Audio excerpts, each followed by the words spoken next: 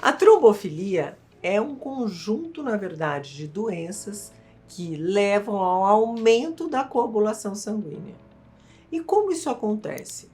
Então, existem doenças hereditárias e também as chamadas adquiridas, que podem aumentar a capacidade do sangue de formar um coágulo. Então, vamos lá. Tem um sangramento. Para que ocorra a coagulação, então que pare de sangrar, há uma série de fatores envolvidos neste processo para que o sangramento inicie e termine no momento certo. Vamos imaginar que tem um desequilíbrio e começa ao final formar um coágulozinho que era para ser pequenininho e existe um excesso de formação desse coágulo. Se esse coágulo acontece num vaso sanguíneo, vamos imaginar então que isso é um vaso sanguíneo que ocorreu uma lesão internamente e começou a formação de um coágulo, que de tanto se desenvolver,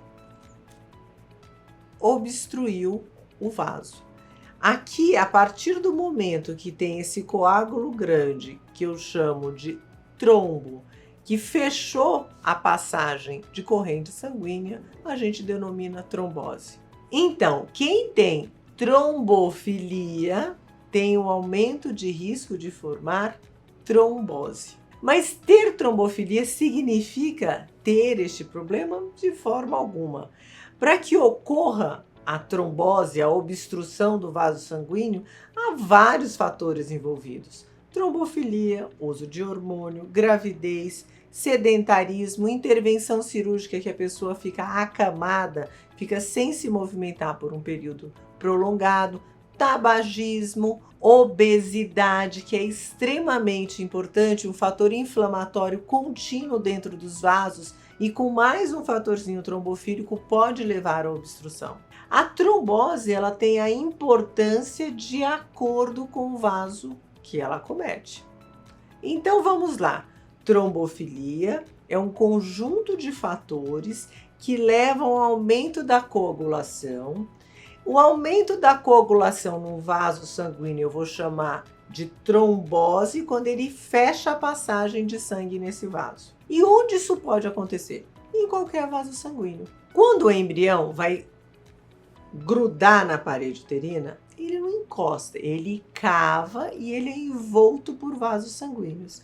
Se esses pequenos vasos sanguíneos sofrem desse processo de coagulação exagerada, eles podem obstruir e isso vai levar a uma irrigação inadequada desse embrião.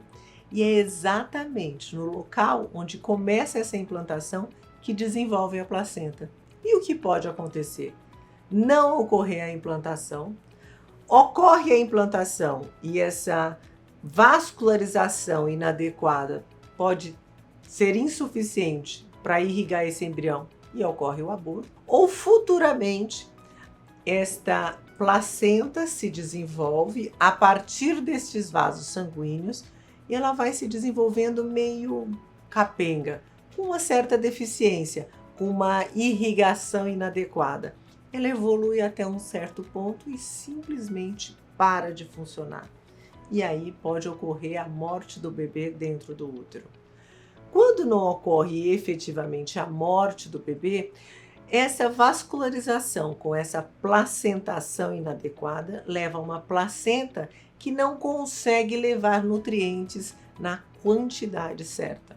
Quando a placenta não leva nutrientes na quantidade certa, o bebê deixa de se alimentar e fica pequeno. Daí uma causa de restrição intrauterina, de crescimento intrauterino fetal. Esse processo está muito relacionado com a trombofilia. Lógico que existem outros fatores que podem estar também envolvidos nisso, mas é preciso investigar a trombofilia nesta situação. E tá, e o que é trombofilia? Como a gente faz esse exame? Vamos lá. Quem tem que investigar? Aborto de repetição, ou seja, teve mais de uma perda gestacional, teve um bebê com uma deficiência de crescimento em gestação anterior, ou um bebê que morreu dentro do útero, que é um óbito fetal. Além disso, mulheres que tenham um histórico familiar de infarto, derrame ou trombose antes dos 50 anos. 51 anos investigo? Claro que sim.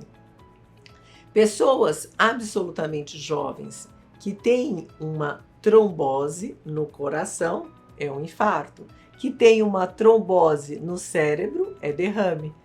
E normalmente a mais conhecida trombose é dos membros inferiores. E aí a perna incha e tudo isso. Mas é para ter isso numa vida saudável antes dos 50 anos, quando os vasos internamente não estão tão danificados? Não. Então, provavelmente, esses sinais são um alerta para a gente investigar a trombofilia antes que aconteça um problema maior, como um aborto, né, uma fertilização com falha de implantação ou alguma perda gestacional mais tardia. Então, quem tem esse antecedente já investiga antes de qualquer evento. Tá, e como é que é feita essa investigação? Exames de sangue.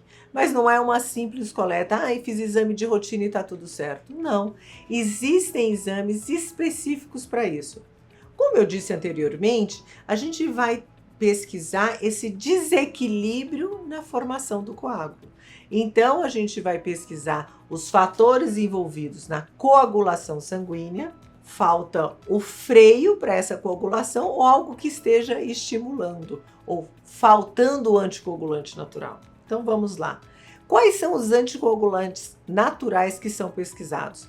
Proteína C, proteína S, antitrombina e também outros fatores genéticos como mutação do fator 5, mutação da protrombina, mutação do plasminogênio.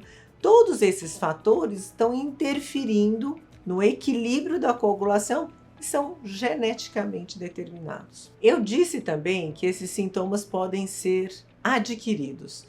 Na verdade, não é adquirido ou transmitido de um para o outro. É que em algumas circunstâncias o nosso sistema imunológico começa a produzir anticorpos contra ele mesmo.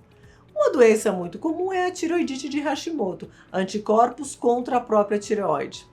Quando ocorre a produção de anticorpos lá dentro contra o endotélio do vaso sanguíneo, isso é um fator trombofílico adquirido. E quais são eles? Anticoagulante lúpico, anticorpo anticardiolipina e anti-beta-2 glicoproteína 1. Esses nomes extremamente estranhos não são interessantes para você que está me assistindo, e sim para o médico que vai investigar. Então, o mais importante é você ter consciência de que se tem infarto, derrame ou trombose na família, em torno dos 50 anos, histórico de falha nos processos de fertilização in vitro, aborto de repetição, em você ou em familiares, e também alterações durante a gravidez que podem levar à hipertensão ou uma restrição de crescimento do bebê e até mesmo à perda do bebê na vida intrauterina, que é o óbito fetal. Esses fatores são sinais de alerta para pesquisar a trombofilia. Então não se preocupe em gravar esses nomes difíceis e nem mesmo o nome dessa doença estranha. Basta ficar atento aos sinais e assim procure um médico especialista nesse caso, que você vai ser investigada da forma adequada. E sim, é possível ter uma gravidez saudável mesmo tendo trombofilia. Garanto.